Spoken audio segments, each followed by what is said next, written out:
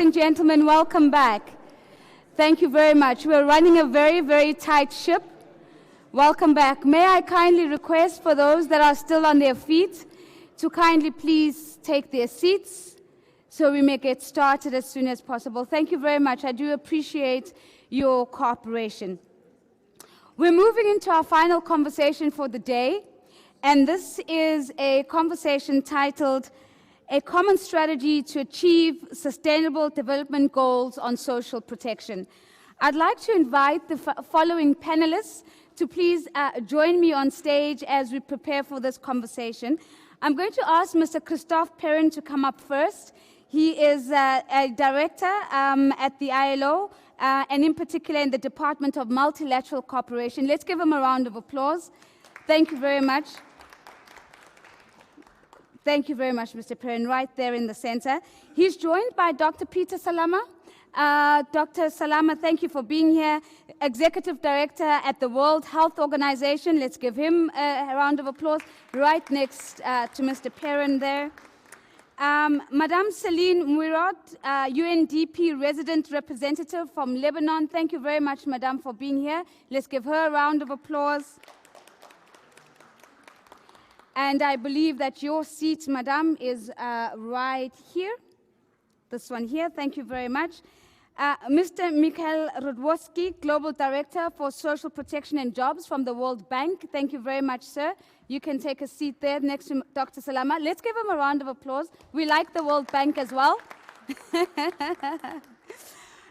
Madame Lisa Kurbiel, head of the Joint SDG Fund at the United Nations. Let's give her a round of applause. Thank you very much. Let's give her a round of applause. Thank you, Madame Kurbiel. And I believe that your seats would be actually right here, right next to me. Thank you very much. Mr. Plamen Dimitrov, President of CITUB Bulgaria. Thank you very much, sir, for being here. Let's give him a round of applause. We like him too. Thank you. And we also have Mr. Yukihiro Nitta. Thank you, Mr. Nitta. He's a Group Senior Vice President looking after sustainability at Fast Retailing Company Limited. Thank you very much, sir, for being here. Thank you. And of course, we also have joining us Madame Marjeta Jager, Deputy Director General of the Director General for International Cooperation and Development at the European Commission. Thank you very much, Madame, for being here. Ladies and gentlemen, let's be reminded that we still have our translation services. We're still tweeting our insights and the nuggets that we're getting from this particular conversation, USP 2030, hashtag SDG 1.3, hashtag ILO 100. Allow me, please, to just give us a little bit of a canvas in terms of setting the context for this conversation before I hand over to Mr. Perrin. We've heard this morning that building comprehensive, adequate, and sustainable social protection systems to achieve the 2030 agenda is going to call on us to have concerted efforts at national as well as international levels. We've had some encouraging examples, such as the UN Social Protection Floor Initiative, which was launched as one of the 9 UN Chief Executive Boards initiatives. We know how that particular initiative took advantage of the adoption of the ILO Social Protection Floors Recommendation 2012, which we've spoken about extensively this morning, and how today we speak about these particular developments as 10 years of collaboration on social protection, and this is seen as a successful example of delivery as one. We also know that this particular initiative has already begun to bear fruit. If we think about the first allocation of the Joint SDG Fund, launched by the UN in March 2019, an allocation of $72 million US, and that this allocation was actually focused on social protection. And so, ladies and gentlemen, we start off this conversation with an understanding that beyond working with the UN system, the ILO has to work with strategic partners that in the form of regional and international organizations. In this conversation, we're going to be able to lift from them, getting their perspectives of what's changed in terms of cooperation and coordination at the national and international level, over the last decade. We're going to have a frank conversation about the existing bottlenecks, but also we're going to surface the success factors. And my favorite theme of what we're going to try and get out of this conversation is a reflection on what each and every one of these institutions represented on stage here today actually bring to the table. But to kick us off, I'm going to invite Mr. Christophe Perrin to give us a brief overview of how the ILO is leading, coordinating, and promoting active involvement in the UN system, but also with other multilateral organizations, especially in the field of social protection. Over to you, sir. Thank you, Nazi, for giving me the floor, and welcome to all of you this afternoon. So I've been asked to, in a way, set the scene for the panel. I won't be too self-centered, but really try to provide a kind of overall picture. I think a lot has been said already this morning, this afternoon. So of course there is always a risk to repeat ourselves. Perhaps just I will take at the point of departure the Deputy Secretary General's video message in which she emphasized the fact that the task was enormous and that no one could overcome it on its own. So my main point here is, of course, strong partnerships, joint vision, and collective action. One thing that I would like to highlight here, I think, is that social protection is not the prerogative of anybody. We, both at the national level, we know that we need a whole of government approach, Ministers of Labor, Minister of Planning, Minister of Finance, Minister of Health, you name it. Also, we need to bring on board other partners. Of course, being at the ILO, workers and employers, of course, are on the front line, not only because they are part of the ILO governance structure, but also because they play a vital role in the overall context of social protection, both as client, if I may say, but also financing the overall social protection system. And we need, of course, also the civil society as a whole. On the multilateral front, I mean, you have already seen it. Many actors are active in that field.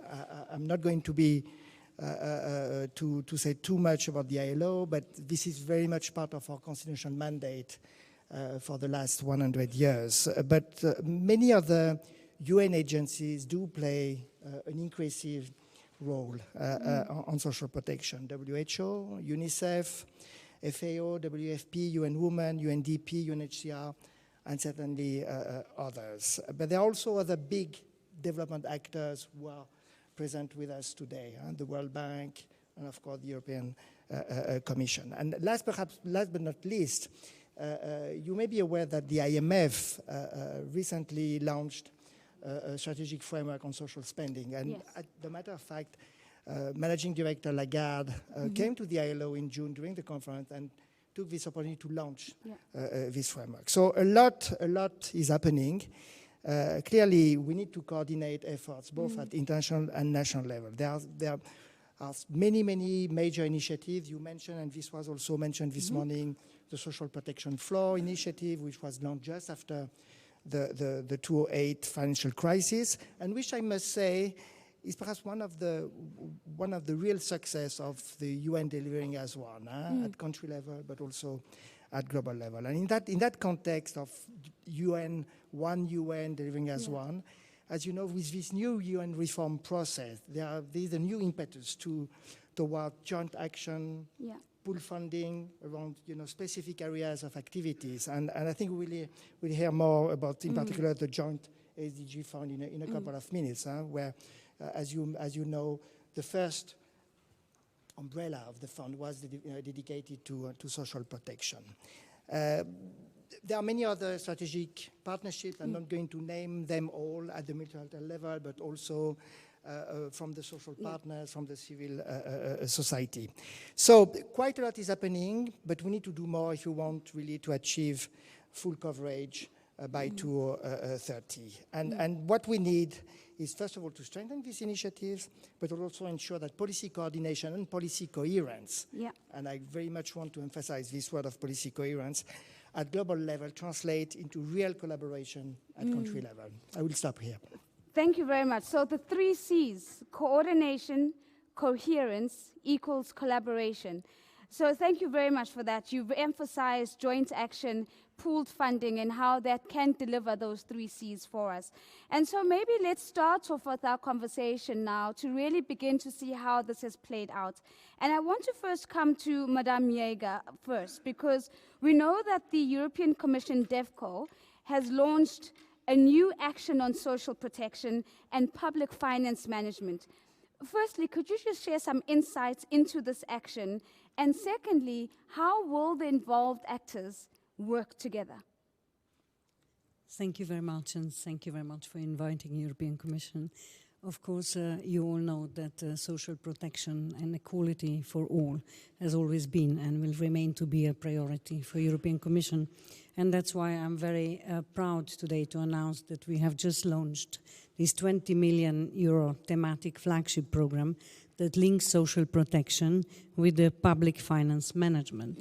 We believe this is an innovative and new approach, and basically we started in October with this new program, and it's about synergies, really to find synergies and cohesion between the social protection and public financial management. So what we are looking for is really to have a financial sustainability, and basically we have 3 objectives: to design and finance of the social systems, so to implementing and monitoring, and also it's a very shock sensitivity of the protection social system, because we would like to make it gender and disability sensitive, and also we would like to address the shock sensitivity of social protection system, basically to make them more adaptive and quickly available in case of shock that can happen every day, that we know. So we are extremely, extremely proud that we do that in the partnership with the ILO, with the UNICEF, and with the coalition of more than 100 NGOs and trade unions. And we believe this inclusive approach, partnership that we have in implementation and also in cooperation will bring the results that will be also the textbook and best practice for the future. So it's very important as well that this will then bring the social protection across the humanitarian development nexus as well. And of course, it goes without saying that we have priority countries. We have 8 priority countries, and in 7 of those priority countries, we have already so-called budget support, because as European Commission, we also have a lot of bilateral programs in 26 countries. So basically in, I would say, more than half of 1 billion portfolio, we do the budget support. And we would like to link our experience in the budget support also with this program that we have launched with the ILO. So we have really high expectations, and we are looking forward in the partnership with ILO and UNICEF and others to deliver and implement on this program. Thank you very much. Congratulations on a significant milestone, and I love that you're very deliberate that this is going to become the textbook that the rest of the world is going to consult as they seek to replicate this type of partnership and this scale of partnership.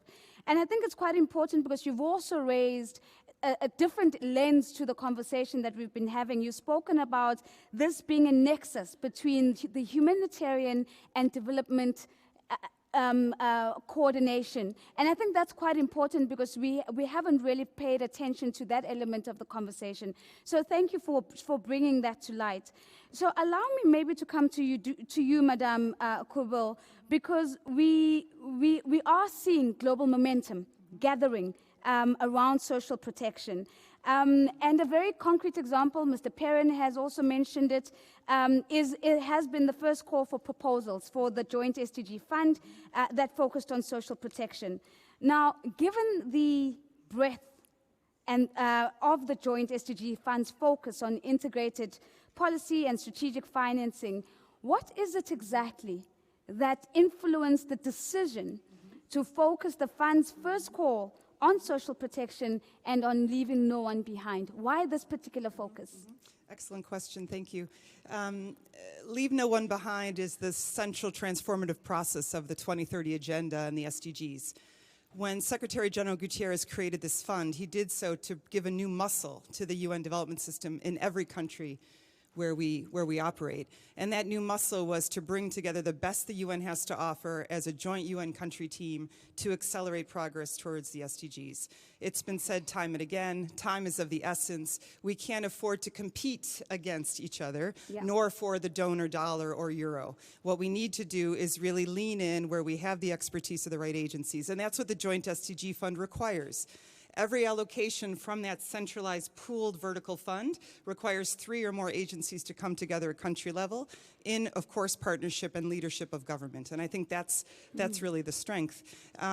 The other important point, and I think Deputy Secretary General Amino Mohammed mentioned this morning, social protection has a multiplier effect. Yeah. For every dollar, euro, yen, peso invested in social protection, there's a spillover to numerous SDGs. And depending on the focus of the programming, you can see an acceleration. And I think this fund has been created only for the next 9.5 years. And in doing so, it really has to move quickly. We want to disrupt business as usual. We want to really change the way the UN not only does business, but feels supported to do business and really leapfrog ahead. Fantastic. We are building a new muscle, and we are bringing the best of what each entity has to bring to the table. And thank you for the reminder of the multiplier effect as we continue to have this conversation on the return of investing in social protection. Madame Moyroud, let me come to you next with this question. Now, it's related to the SDG fund that we've just been speaking about, but we know that resident coordinators were invited to design and to submit concept notes that focused on integrated policy for SDG acceleration. Now, Lebanon, we know, is one of the countries that was successfully selected to benefit from this particular fund. And the question to you then is this: what is the relevance of social protection in the context of ongoing social and economic transformation in Lebanon specifically? And secondly, what role do you see a UN team playing in supporting universal social protection in Lebanon, especially thinking of this recently approved UN Joint Fund? Thank you very much. And I'd like to thank for the invitation on behalf of the resident coordinator, Philippe Lazzarini, that unfortunately couldn't be here, so I am representing himself and the rest of the UN agencies that are part of this joint program. So just maybe for a little bit of context, I mean, in Lebanon, I think you have a social protection landscape that is quite varied with various schemes, with 2 main pillars. One on the National Poverty Targeting Program that is mostly looking at households falling under the extreme poverty line, combined with the National Security, Social Security Fund. I think traditionally this has not been a sector that has been well financed, actually through domestic financing, and we're seeing that there's some limitations to the current system, both in terms of the coverage of the contributory social protection system. It remains limited, but also the National Poverty Targeting Program, which at the moment only covers 18% of estimated poor Lebanese.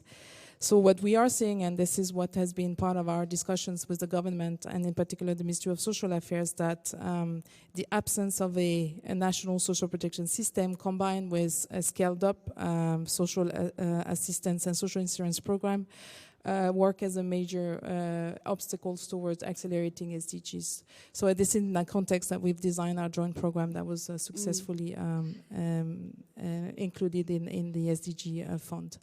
I think not only this was relevant in the context when it was designed, but as I guess all of you follow the news, Lebanon is facing an additional crisis where we are not only seeing a possible economic and fiscal crisis that could have severe impact on the well-being of vulnerable and poor families. The World Bank recently issued a couple of weeks ago a statement saying that poverty could be could raise to 50% if the situation worsens. And at the same time, we're seeing that some of the citizens' demands on the street speaks to more social justice, to more equalities, where you could see that basic social protection rights and accelerations in putting those in place could help in rebuilding the social contract. So we feel that this new program that is made up of 5 UN agencies, and it speaks to the partnership that ILO, UNICEF, UNDP, UN Women and WAP have in the context of social protection. We hope that this could help accelerate some of the strategic discussions. Just to add 2 more things, I think this program didn't come out of thin air. This builds on some of the work that we were doing before. I mean, Lebanon is one of the biggest cash assistance program to the Syrian Lebanese. So it's about building on this experience and this know-how, but looking at vulnerable Lebanese. It also builds on, I think, an understanding that we've built over time of how we work together. So not only we have a compact with the World Bank that looks about how we operationalize partnerships, and one of the areas is on social protections. He also speaks to the partnership that we have with the EU, and we've actually set up an informal working group on social protection and social assistance. So this builds an understanding and joint analysis and joint priorities, which I think is particularly important in terms of achieving impact and looking at efficiencies and scale. One last thing, I think the reason why we all came together, those 5 UN agencies, also speak to our complementarities, because we work with different ministries, some with more sectoral ministries, some with the Office of the Prime Minister, which in Lebanon is very important in terms of bringing a whole-of-government approach. And it also speaks to the need to develop this kind of very whole-of-government approach. We also have, importantly, a clear focus on issues of women and people with disability, and also looking at the informal market. So we also feel having UN Women, having ILO, and UNICEF are very important when it comes to inclusion. So thank you very much. So a couple of really important points here. The one circles back to an earlier point about social protection being a clear investment into peace and stability. And you speak about the need to rebuild and resow the social contract in Lebanon and how this is a manifestation of that.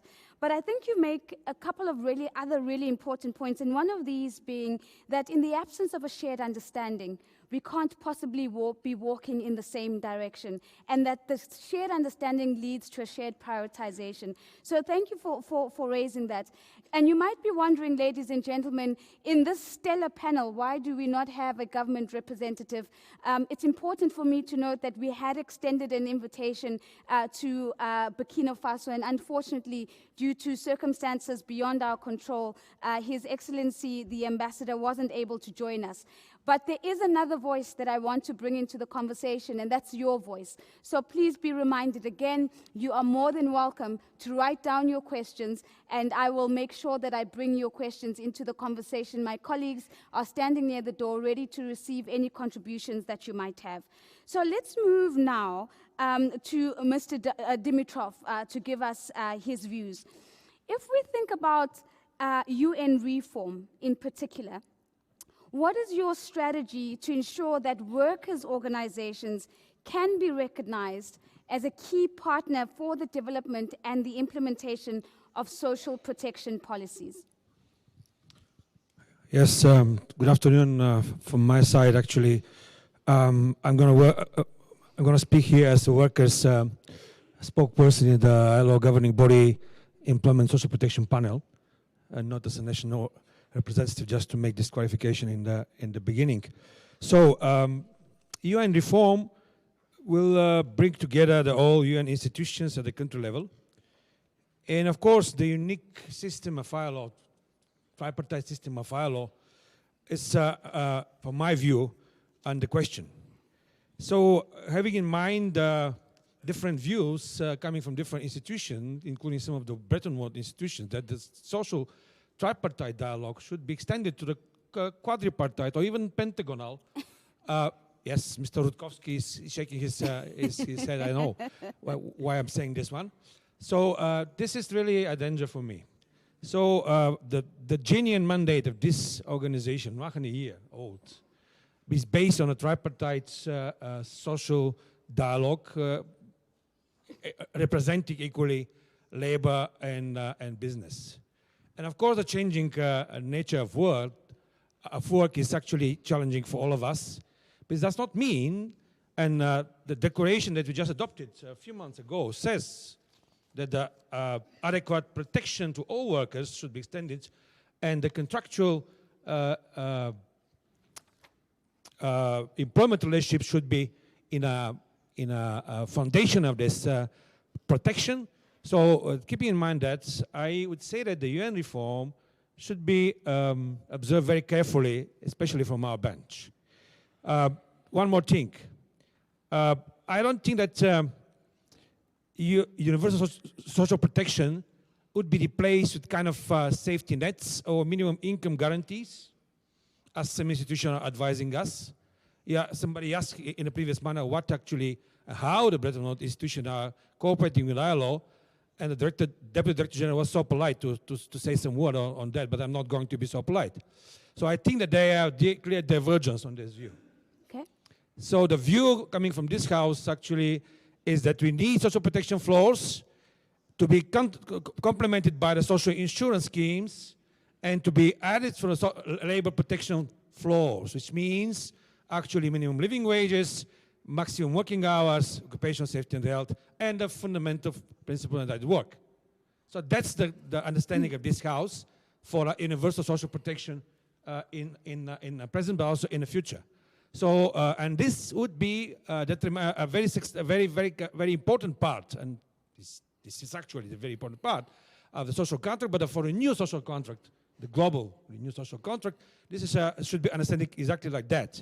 And this comes from the Global Commission of Future of Work report. Mm-hmm. If you go down in this very brilliant, I would say, reporting, you see this one.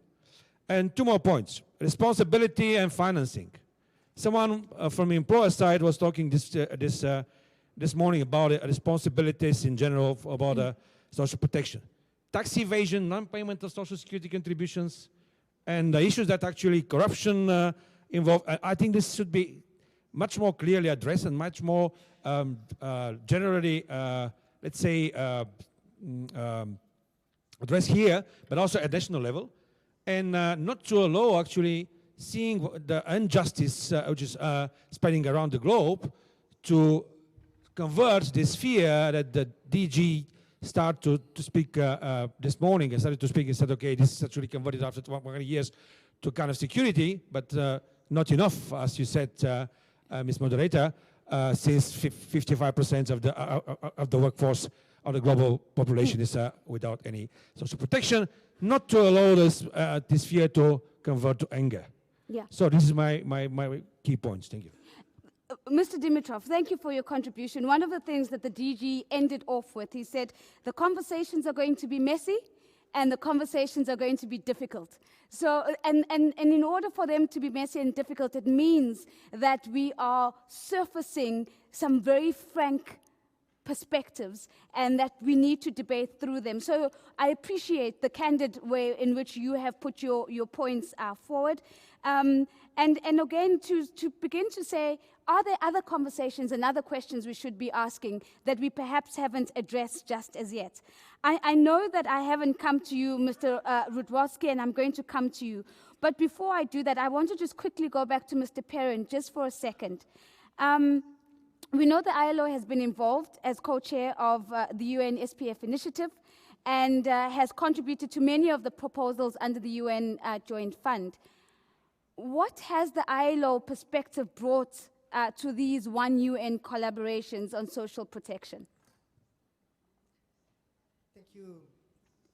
It takes 2 seconds to kick Hello? in. Yeah? Yeah? Yes. There we go. Thank you, Nazifo. Well, I will perhaps try to be rather brief and perhaps mention three key dimensions on our side. I mean, we know that all the UN agencies promote a rights-based approach. But I think the ILO, of course, due to its normative mandate and activities, in a way translate this rights approach into international social security standards adopted by member states. And I think it's a very important dimension of the work of the ILO. As you know, we have various supervisory machinery.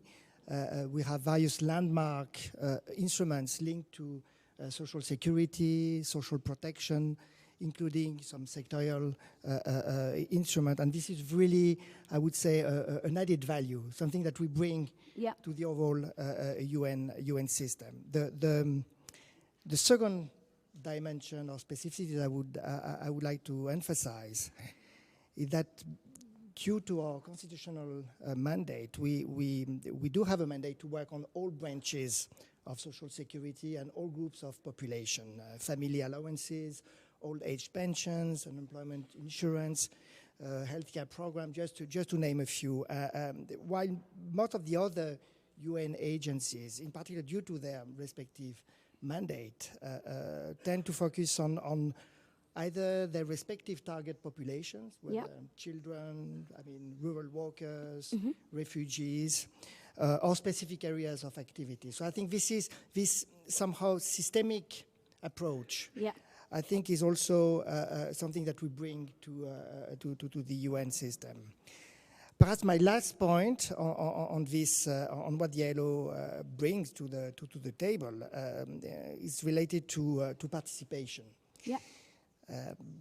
We know that this is key. It's key that particular beneficiaries do participate, and we all do it through civil society organizations.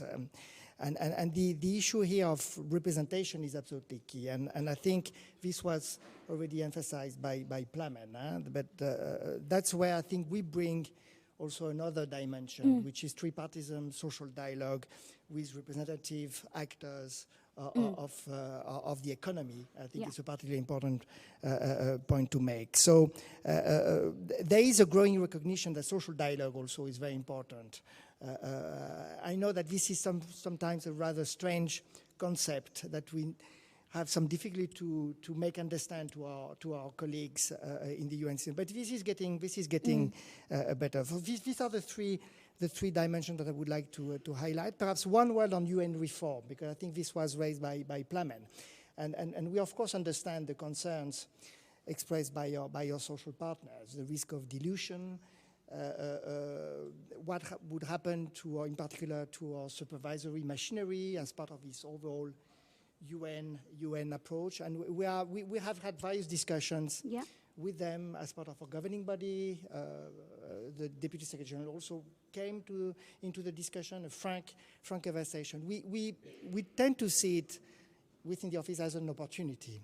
Also an opportunity to reach beyond our traditional partners, to make the case for decent work, for labor standards. So again, we see it an opportunity, while at the same time, of course, we don't underestimate the concerns of our constituents.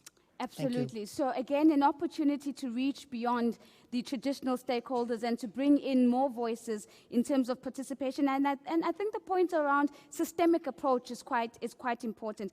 I'd want to just shift and just focus on partnerships for a second. And I want to quickly come back to Madame Jager on partnerships in particular, because if we were to think about it, the European Union is the second largest contributor to the SDG, the joint SDG fund. Could you outline just a little bit for us why you've decided to do that, and perhaps more importantly, what is the comparative advantage of a multi-stakeholder trust fund? Thank you very much. EU is the greatest believer in multilateralism, and therefore, indeed, we contributed 30 million euros to the joint UN fund for 2030 agenda, and we are very proud to contribute because we believe that this is the right way forward, that only in the partnership we can achieve, first of all, implementation of SDGs and also support better coordination and greater impact at the country level, because why we are doing that? We are doing it for people and basically, to have a additionality and added value at the country level. So by what we believe in that this illustrates again the commitment of the EU to multilateralism and also how the UN basically plays the key role in implementing Agenda 2030, and it's in the heart of our fight for multilateralism. And basically what we hope that UN reform and the role of the resident coordinators will bring more coherence and synergies among UN families and basically get coordination internal and also at the country level for the benefit of the country where they are. And also we believe that the country teams should work very closely together also with our delegations, that we should basically strengthen the cooperation at the country level, at the continent level, and at the global level for the sake of implementation of Agenda 2030. Thank you. At the core of the belief and the fight for multilateralism. So let me come to you, Mr. Rutkowski. Let's look at another partnership. September 2016, in particular, the Global Partnership for Universal Social Protection to achieve SDGs was launched at the UN General Assembly. We know that the partnership is co-chaired by the ILO and the World Bank. Currently, I think the number is about 31 partners that have been brought together by this. In your words, why was a partnership of this nature needed? But more importantly, what does it add compared to other partnerships and alliances that already exist? It was and it is a very, very important partnership. I remember that day in New York City when it was signed, and it was a great day for me personally. I think that USP gives us a framework and a sense of purpose. We know what we are aiming at. We want to cover everybody. We want social protection to be universal. Because we have that framework, we can deepen our muscle memory in how we work together. Even before USP, before Universal Social Protection Declaration, we worked together a lot on various areas, social protection interagency coordination board. We work together on developing tools of measurement in social protection. So having a sense of purpose allows us then to practice concrete steps, and this is what we have been doing. I think I'm actually very excited about this gathering on this stage, and I think this gathering would not have been possible 10 or even 5 years ago. We are really together, but we are also together. The reason why we are together is because our joint work allows us now to know how to differ. And this is very important, to know how to differ. We differ on policies. We just produced a new white paper, Protecting All, and I think you would all agree with me that we want to protect all.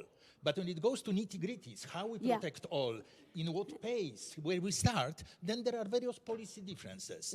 We all share the purpose of universal social protection, but when it comes to discussions, we look at it a bit differently. In the World Bank, for us, it's important always to start with the most poor and vulnerable.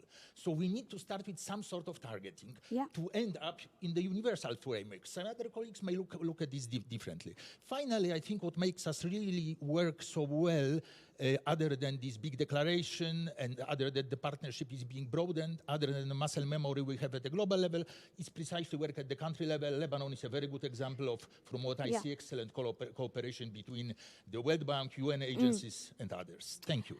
Thank you very much. So I think you've landed a life lesson for all of us in the room. Know how to differ.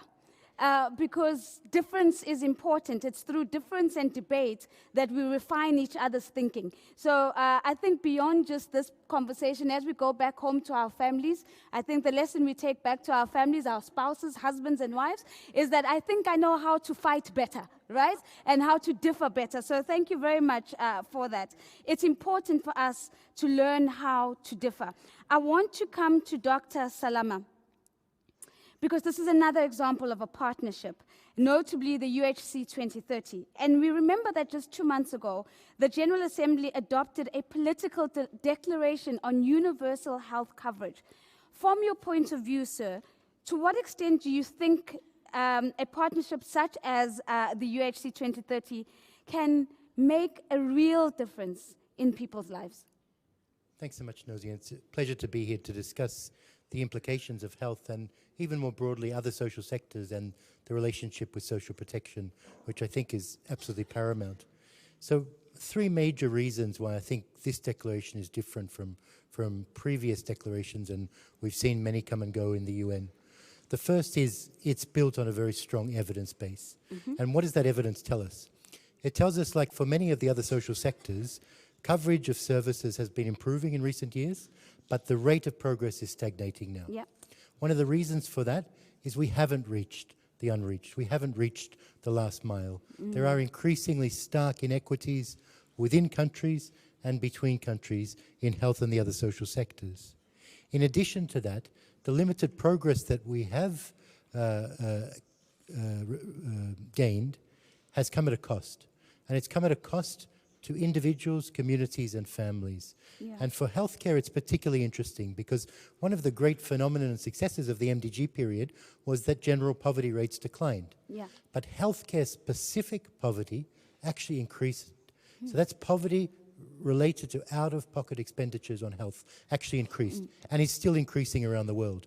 So you've got this increasing service coverage, it's stagnating, but you've also got increasing costs associated with that and people being brought into poverty, around 100 million people per year because of expenditures on healthcare. Sure. And that evidence base has really driven a lot of discussion of policymakers.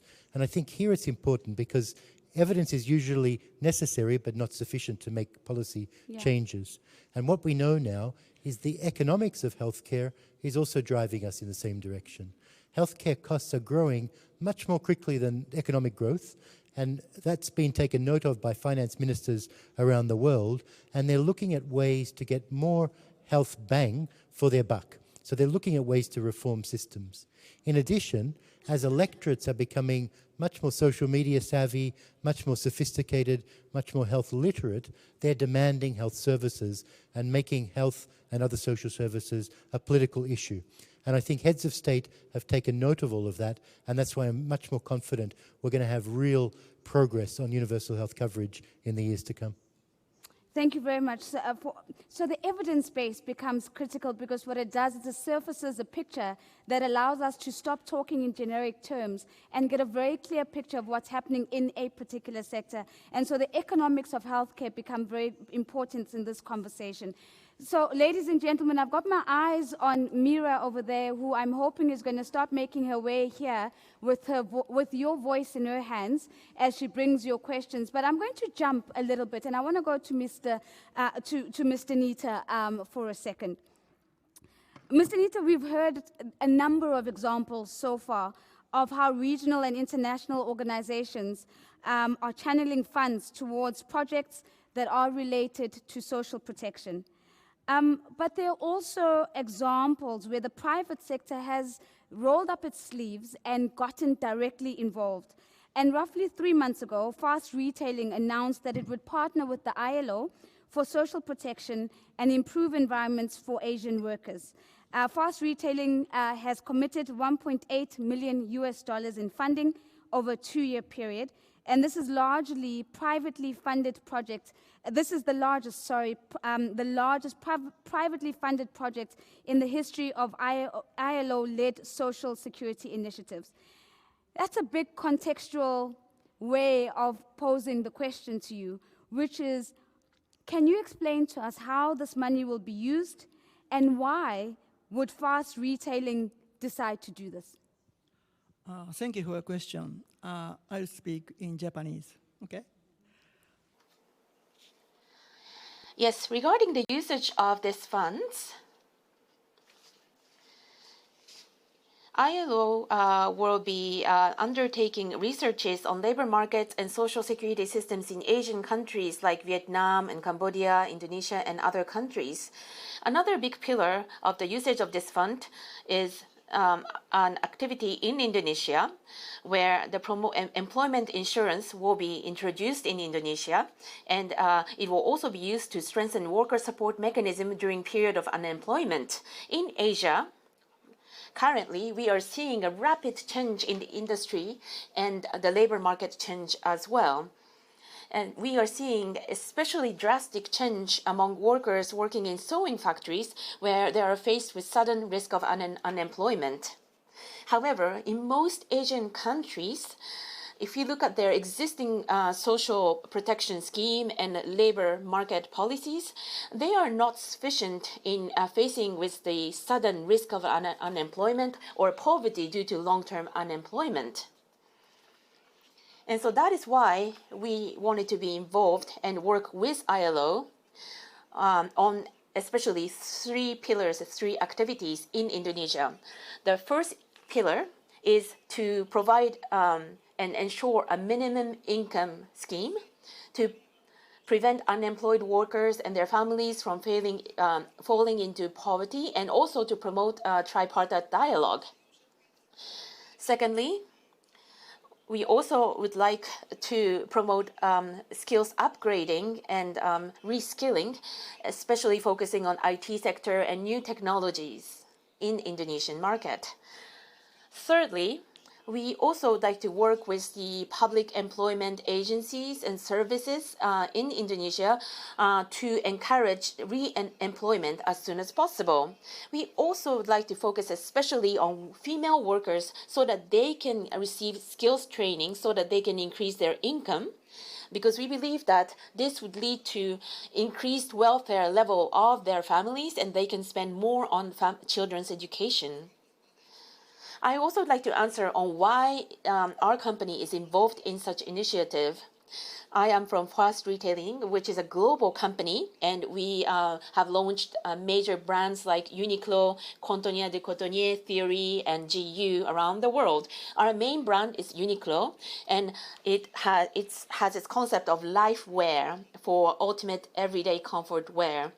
And for us, it is important to also have responsibility, accountability on how our clothes are made by whom. Also, we believe that a relationship with our customers are especially important. So we need to communicate to our customers how the clothing are made and by whom and what kind of working conditions are in the supply chain. Going back to our ILO partnership and initiative, enhancement of social protection in Indonesia was an activity that ILO has already undertaken a few years back. And we are in line with this existing activity. And we also, when it comes to human rights, we abide by the Raggi principle of the United Nations in this project. But really, this initiative is an example of a multi-stakeholder cooperation. And I think that this is something that is very much needed today. But from private sector perspective, from companies' perspective, this is indeed an investment for us. And I was watching the faces of the rest of my panelists as you were sharing, this particular case study. So I'm going to have some follow-up questions. But my next question comes right back to you, Mr. Nitta. Do you think that this particular project could serve as an example for other private sector investments?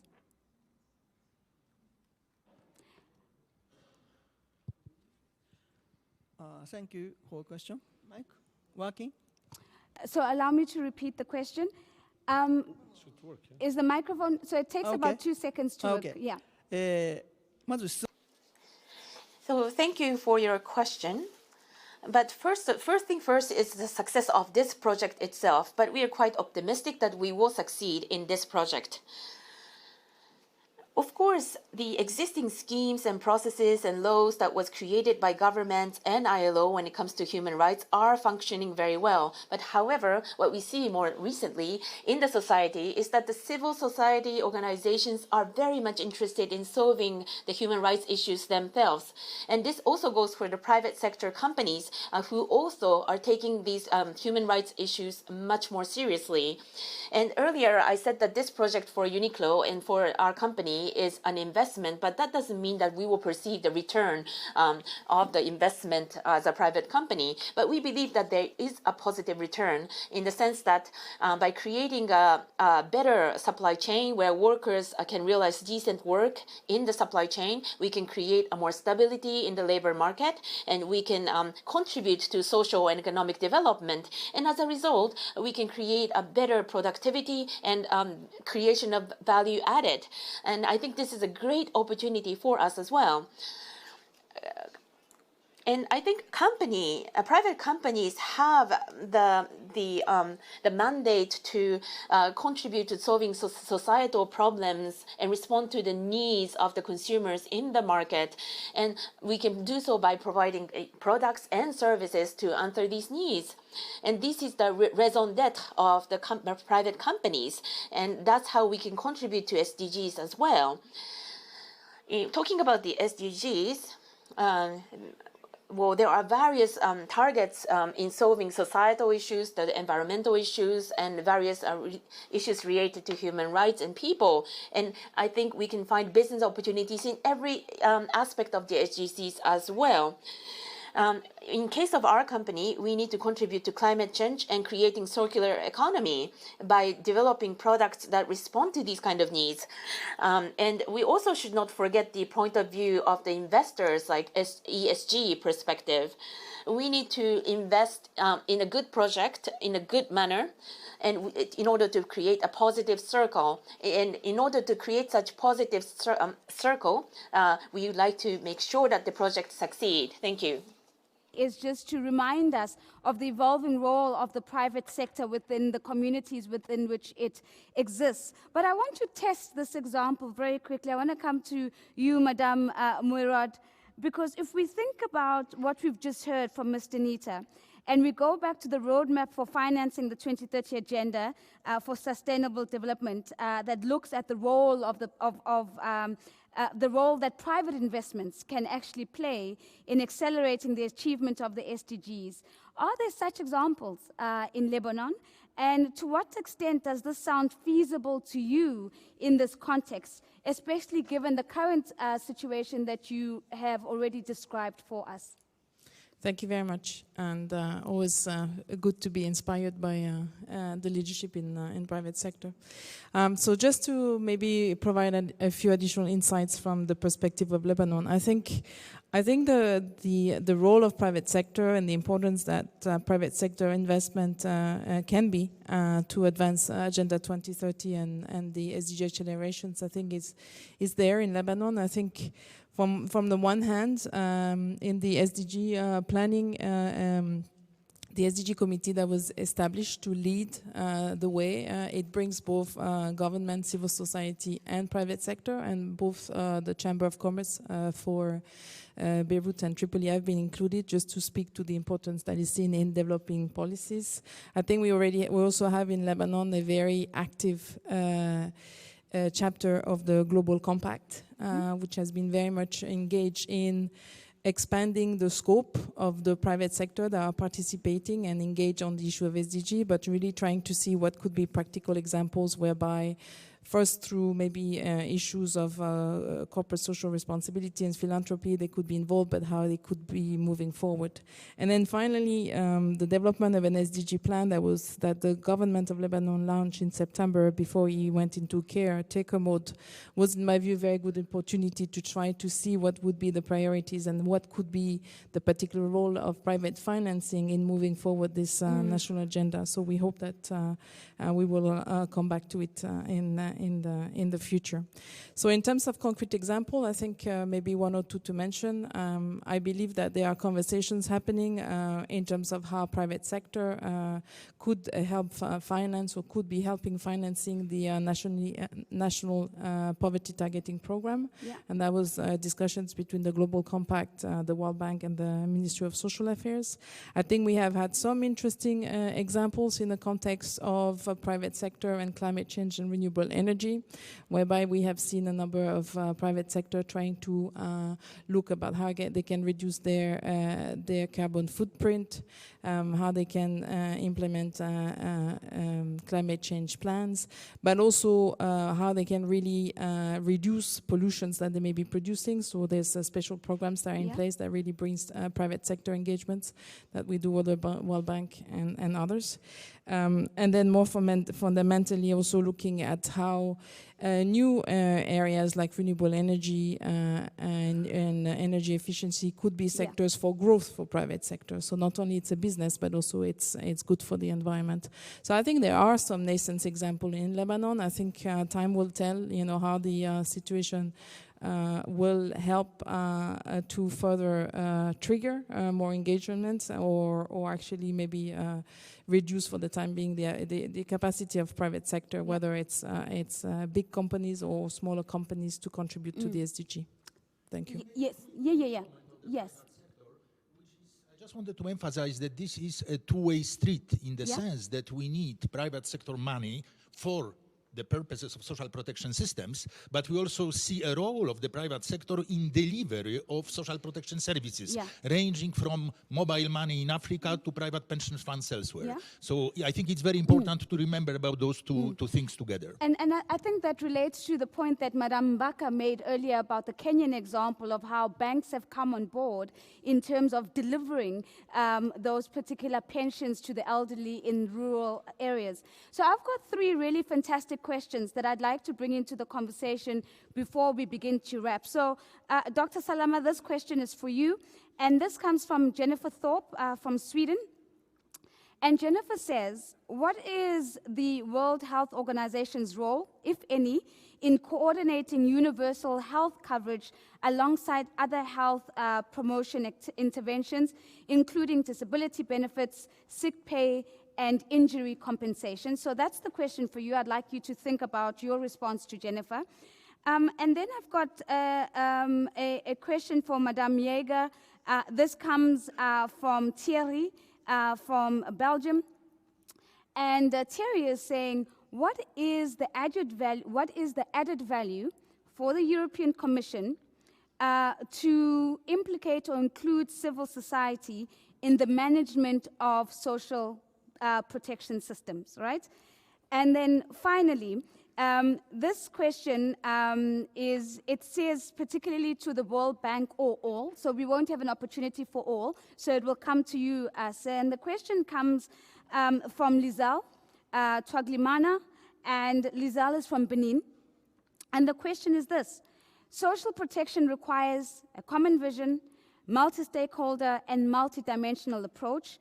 How can we support and promote broad national social protection dialogue to finance better coherence, coordination, and sustainability, as well as national ownership, including social partners and social movements? It's a big question, but I think it's a fitting question. So let's take a response to those three, and then we're going to close this particular panel in an interesting and fun way. So everybody else, hang 10, I'm coming to you. Madame, let's come to you first. As we say, ladies first.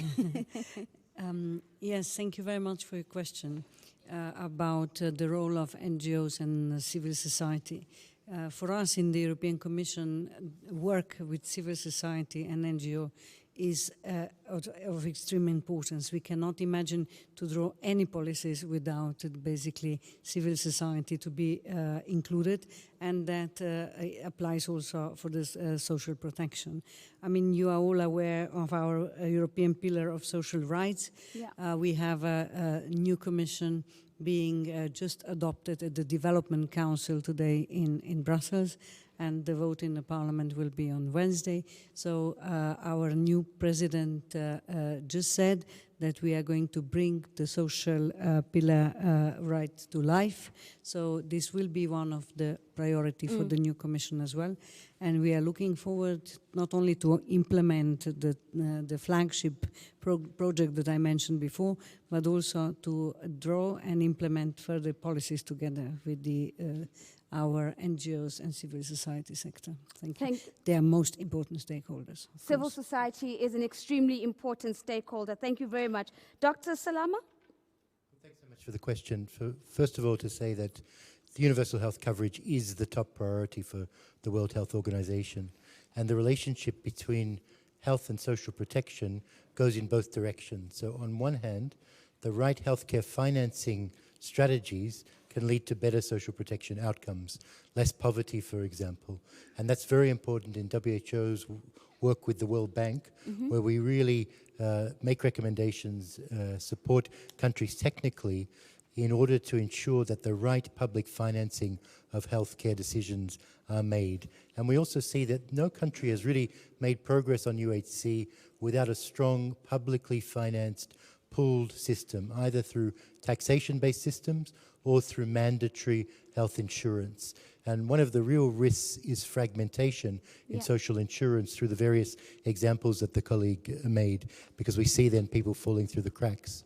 But the other direction is also important, and it's the right social protection choices being made to actually accelerate the right health outcomes. So, for example, if you take an issue such as stunting, when children are low height for their age, that's an issue that has implications for the child's IQ, academic performance, income potential, life potential.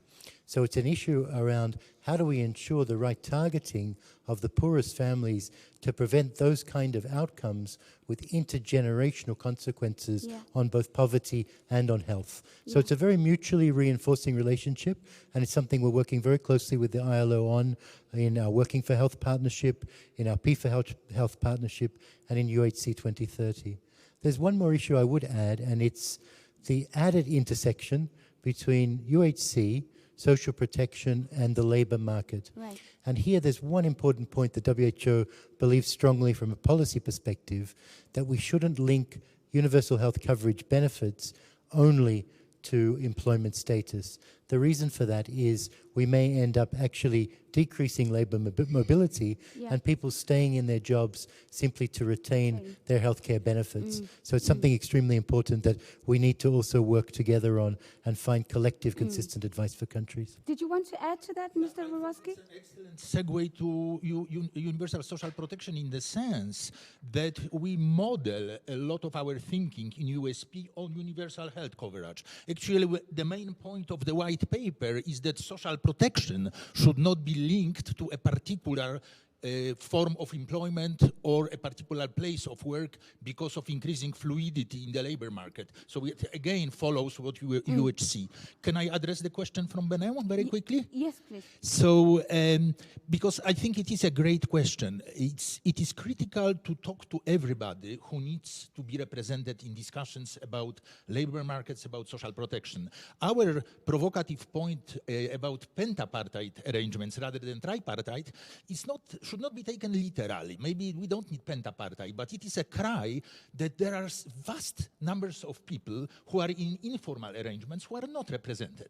And maybe they could be represented by unions, maybe they should be represented by governments, but they aren't. Yeah. Therefore, something needs to be done about it. And there is increasing fluidity in the labor market in developed countries. So something needs to be done. We need to decouple how we assist people from their employment status. And that would be my answer. We need to bring everybody in so that we protect all. No one gets left behind. I'm going to take a final question. Okay, let me allow Mr. Dimitrov to please go ahead. Sorry for that, but this is a clear implication, clear exercise that I'm saying that in my first statement, that we have divergent views in many other things, you know. And this is not the workers' group views, this is this House views. I will quote the centenary declaration of this House.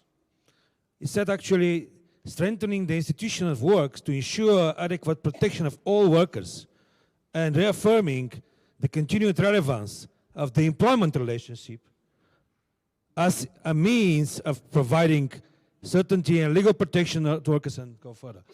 So it's one clear example that we, in this House, we continue, at least the majority of the people here, and the constituents actually, continue to argue that the employment relationships are the predominant matter, and social protection, mainly contributory social protection systems and schemes derived from employment relationships. And that's, of course, became much more complicated. Yeah. It's not like that I'm saying. But still, the digital platform workers are workers. They're not something that comes falling from the sky. And informal workers are workers. They need protection. They need working hours. They need everything. So they're workers. Yeah. So all workers are workers, and then should be represented. And they are represented either through employers, if they want to be economic units in the informal economy, for example, or through the unions. CEOA is the best example. So Yeah. Indian 1.7 million trade union, Mr. Rutkowski, in informal economy. And not only. This happened in Latin America, it's happened in many other parts of the world. So it's not true, they're not represented. They are represented through the constituents of this House. You know, there are unions, employers, and governments. And the same in European Union. I was really very impressed by this statement that the civil society organization should be set in the equal footing. Yeah. The treaty of establishment of the European Union dedicates specific role for social partners, not for civil society organization, not at all. So I have to keep this in mind. I'm not against the partnership, Yeah. not against to invite guests in my house, but it's my house. You know, guests will come, go. We'll listen, we'll help them, or try to do something with them for some specific purposes, but social protection belongs to the employers, unions, and governments. So, ladies and gentlemen, what is clear from these contributions is that partnerships are hard, and partnerships are difficult, and they can be complex. And what they will do is that they will surface tensions, and they will surface divergent views. But if we can all get on one stage and sit like this and debate the issues, it is an indication that at the end of it all, we all care about the same thing. A healthy world, a healthy body, healthy, prosperous people. And so the significance of continuing these conversations, as messy as they can be and as difficult as they can get, is absolutely critical. So I thank you again for your divergent views and the honesty within which they are represented. I think a lot will be tweeting about your analogy, this is my house. I will not take that home with me. I'll take other suggestions, but I'm not going to be drawing the line at whose house this is. I have to... One sentence, sorry for that. One sentence is we are learning in this House 100 years how to differ, because they're different view from employers, different from workers, and different from governments.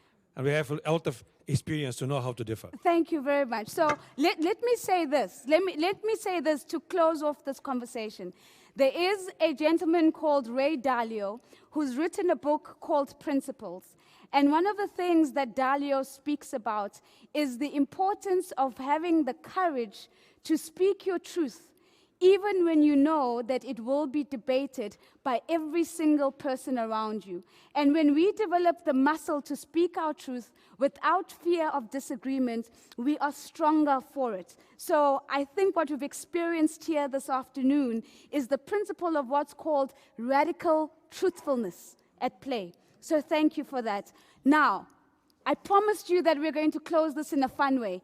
I'm going to keep my word. This is what we're going to do. Questions aside, I'd love for you to all think about a billboard. This billboard is going to be put outside the ILO tomorrow morning. And the billboard says, together we can, and you need to complete the sentence. Together we can, and you need to complete the sentence. So remember, ladies and gentlemen, it is a billboard. It is not a newspaper article. It is not a TV commercial. It's a sentence.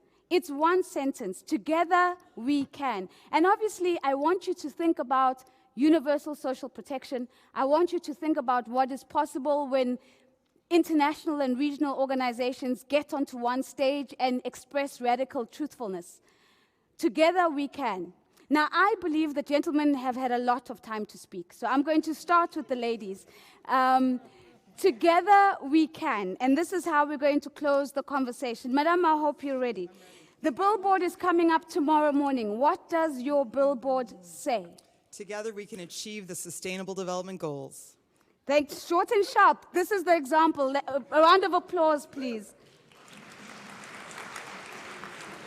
Together we can achieve the Sustainable Development Goals. I think you were really lucky. You chose, because you went first, you had the best chance. Okay. Madam, together we can. Leave no one behind. Together we can leave no one behind. Thank you so much. Madam. Together we can ensure decent work and implement SDG 1.3. Together we ensure decent work and implement SDG 1.3. Round of applause, please. All right. Mr. Perrin, you're going to get the final last word. I'm going to make it harder for you because this is your house. So we'll allow you to speak last. So I'm going to go to the other end. Mr. Nitta, I'm going to come to you. Together we can. We can make possible. Together we can make it possible. Can I edit you? Make it possible. Is that okay? All right. Together we can make it possible. Remember, we have 9.5 years left, so that's really relevant. A round of applause to Mr. Nitta, please. All right. Let's come to you, Mr. Dimitrov. Together we can. Together we can achieve solidarity and right-based universal social protection system for all. Solidarity and rights-based universal social protection for all. This is a big billboard. Together we can achieve solidarity and rights-based universal social protection for all. All right. Yes, sir, Mr. Rutkowski. Together we can take every adversity as opportunity. Together we can take every adversity as an opportunity. We like that one. We'd give him a round of applause. As an opportunity. As an opportunity. Dr. Salama. Together we can live healthy, productive, and prosperous lives. Thank you. Together we can live healthy, productive, and prosperous lives. Mr. Perrin, please. Thank you. Yeah. It works? Does it work? Works, yes. Yes, it works. Okay. Well, you won't be surprised that I'm quite... We can't hear you, sir. Sorry. Friends, and I was going to say, together we can... Microphone doesn't work. Okay, let's use another one. Does it work? Yeah, yes, perfect. it works. Yes, you won't be surprised that I'm quite close to our work colleagues. And I was going to say, together we can, through solidarity, achieve social justice and peace. Thank you. Achieve social justice and peace. Okay, ladies and gentlemen, these are going to be the headlines on the newspapers tomorrow, and of course the billboards that we'll see coming up. Together we can achieve the Sustainable Development Goals. Together we can make sure we leave no one behind. Together we can ensure decent work. Together we can make it possible. Together we can achieve solidarity and rights-based universal social protection for all. Together we can take adversity and turn it into an opportunity. Together we can live healthy, productive lives. Together we can take solidarity and achieve social justice and peace. Thank you very much to my panelists. Can we give them a big round of applause? Thank you. All right, ladies and gentlemen, before you all rush off, I have just 2 quick announcements.